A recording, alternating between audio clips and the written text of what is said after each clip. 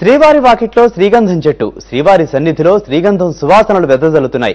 భవిష్యత్తులో స్వామివారి కైంకర్యాలకు లోటు రాకుండా ముందస్తు జాగ్రత్తలు శ్రీగంధం పెంపకాన్ని ప్రారంభించింది టీటీడీ.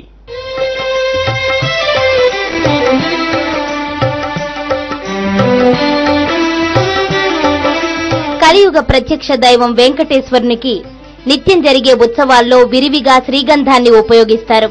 రాను రాను శ్రీగంధం నిల్వలు తగ్గిపోతూ వచ్చే 17 ఏళ్లలో దేశంలో మంచి గంధానికి లోటు ఏర్పడనుంది. వినరో భాగ్యము విష్ణు కథ వెనుబలమిదివో విష్ణు కథ వినరో భాగ్యము విష్ణు కథ.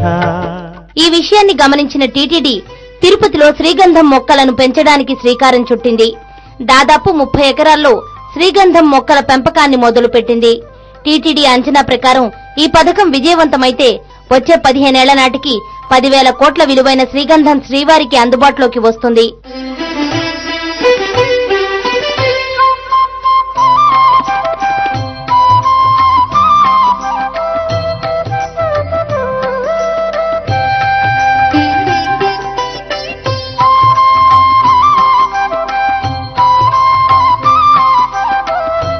ఏదేమైనా శ్రీవారి సేవలకు శ్రీగంధం కొరత లేకుండా టీటీడీ తీసుకున్న నిర్ణయం ఆనందనీయం.